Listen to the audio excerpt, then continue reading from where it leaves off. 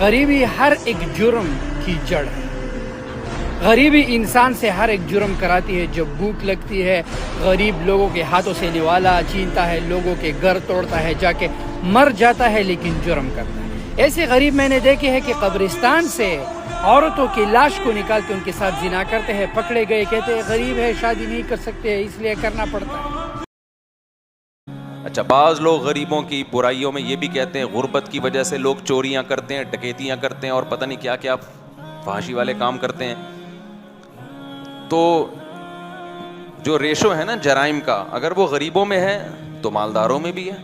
دولت کی وجہ سے کیا کوئی کم جرم ہوتے ہیں؟ ہمارے جو سیاستدان ہیں, سارے نہیں بہت سارے سیاستدان, ان کا جو دماغ خراب ہوا اور انہوں نے جو جرائم کیے یہ غربت کی وجہ سے کیے ہیں. قوم پہ جو ظلم ہو رہا ہے یہ تو دولت کے نشے میں ہو رہا ہے. فرعون مالدار تھا, موسیٰ کیا تھے؟ کلیم اللہ, غریب تھے. مجرم کون تھا؟ فرعون مجرم تھا. دولت طاقت کے نشے میں لوگوں کو قتل کرتا تھا. دولت سے پیٹ بھرتا کسی کا نہیں ہے. لوگ یہ سمجھتے ہیں دولت آئے گی تو پیٹ بھر جائے گا تو جرائم نہیں ہوں گے. او بھائی, پیٹ نہیں بھرتا دولت سے, ہوس بڑھتی ہے. روز نئے سے نئی ہوس کا شوق ہوتا ہے.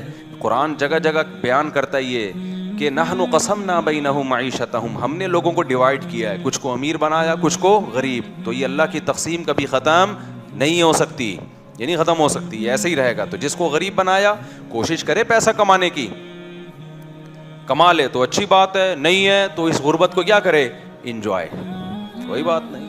کوئی بھی اسے بغیرت نہیں. اگر اللہ راضی ہے, برائیوں سے بچنے کی توفیق مل رہی ہے, خدا کی قسم یہ غربت اس مالداری سے کروڑہ گنا بہتر ہے جس مالداری میں انسان کا دماغ خراب ہو جائے. سمجھتے ہو کہ نہیں سمجھتے؟